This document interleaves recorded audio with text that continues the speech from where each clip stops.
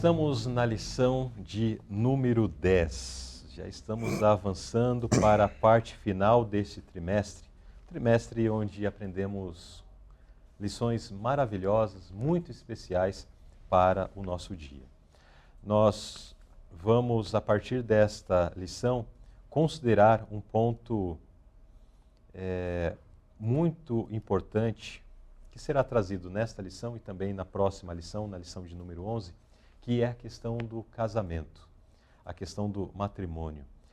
E já a partir dessa lição vamos ver sobre a obra de restauração ou a restauração do matrimônio. Será que a questão do casamento, do matrimônio, precisa ser restaurado? Será que existe algum ataque a esta instituição divina? As respostas são muito óbvias, né? No entanto, as trago para que possamos refletir sobre a necessidade e a importância do tema que vamos considerar. O verso que temos em Isaías 58:12, lemos assim: E os que de ti procederem edificarão as antigas ruínas, e levantarás os fundamentos de geração em geração, e chamar-te-ão reparador das roturas e restaurador de veredas para morar. E o pensamento da inspiração nos diz: houve duas instituições fundadas no Éden que não se perderam na queda: o sábado e a relação matrimonial.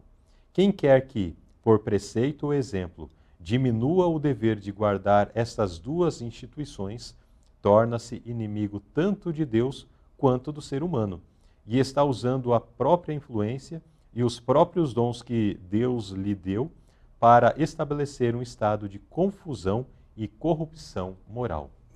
Portanto, vemos que é um assunto extremamente necessário e muito sério para que nós não venhamos a estar numa rota de colisão com os princípios estabelecidos por Deus.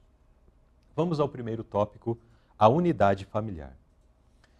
Irmão Carlos, o que Satanás está tentando fazer contra a unidade familiar que Deus ordenou? Satanás está tentando destruir, irmão Luzilei. Ele está como um leão rugindo, buscando a quem possa tragar. Em outras traduções diz a quem possa devorar. Né? E há motivos para isso. Não foi uma escolha aleatória de Satanás e dos anjos maus atacarem o matrimônio. E esses motivos, posso dizer agora? Alguns deles, pode né? Sim. Alguns deles. A instituição do matrimônio, ou da família, é uma representação da divindade. Nós vamos ver daqui a pouquinho que o ser humano foi criado à imagem e semelhança de Deus. E a divindade se revelou ao ser humano num contexto de família também. O pai, o filho, e há alguns teólogos que dizem que o papel da mãe representa o papel do Espírito Santo, de consolador, aquele que forma ou transforma o caráter das pessoas. Né? Então, o inimigo vê na família as características divinas. Por isso que ele tanto ataca. Né? E, por outro lado, a família é a base onde cada um de nós nasce, se forma, estabelece as bases do caráter. E grandes educadores, bem como a Pena Inspirada, diz que a família é a base da igreja, da sociedade e da nação. Né? E em base a isto, nós podemos ver que o inimigo tem tido muito êxito nesses ataques, porque a sociedade, no âmbito moral, no âmbito religioso, no âmbito social, político, enfim, não anda nada bem. Aí percebe-se, então, como o inimigo tem alcançado êxito nesse ataque. E mais um detalhe, irmão Luzilei, referente à nota da lição, aqui se faz um paralelo entre o povo de Israel, que saiu do Egito, peregrinou pelo deserto para entrar na terra de Canaã, com o povo de Israel moderno, que é o povo de Deus destes últimos dias, que sai do mundo, né, que é representado por Egito, está peregrinando nesta terra ainda, neste mundo, nas lutas, na sua missão de evangelizar e também de se preparar para entrar na Canaã celestial. E o povo de Israel teve um terrível tropeço quando estava bem nas fronteiras da terra de Canaã. Eles se envolveram com os midianitas ou moabitas, se envolveram em práticas de cultos idolátricos ao Deus da fertilidade, que a Bíblia relata em Números 25 como Baal Peor, e se envolveram na fornicação, no adultério, coisas que eram feitas assim de forma pública. E muitos ali pereceram. A palavra de Deus diz, lá em Números 25, que 24.000 pessoas morreram. E muitos, inclusive, líderes do povo de Israel. Então, quando estavam na fronteira da terra prometida, eles caíram nessa armadilha do inimigo. E a Pena Inspirada diz que nos últimos dias o inimigo usaria essa mesma estratégia para envolver a muitos do povo de Deus nesses últimos dias, que está quase nas fronteiras da Canaã celestial. Por isso, um chamado, uma advertência para que possamos estar alertas contra a sensualidade, contra a erotização, contra a licenciosidade. E isso nós estamos vendo na nossa época assim, de uma maneira muito escancarada, de uma maneira muito ousada. Né? É só dar uma olhadinha aí nas redes sociais, as dancinhas, começando de crianças, adolescentes, o que podemos falar da homoafetividade que tem se disseminado de uma maneira assim muito grande na sociedade e problemas, né, na relação conjugal. Hoje em dia já não se fala, no mundo aí, né, não se fala só de casal, se fala de trisal, de relacionamentos poliafetivos. Então, a coisa não anda bem.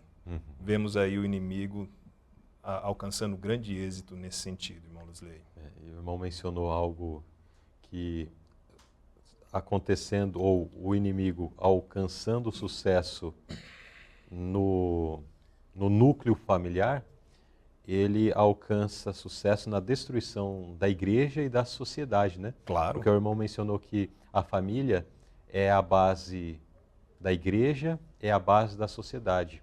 Agora, destruindo a família, ele, né, no caso o inimigo, ele consegue afetar a igreja e afetar a sociedade.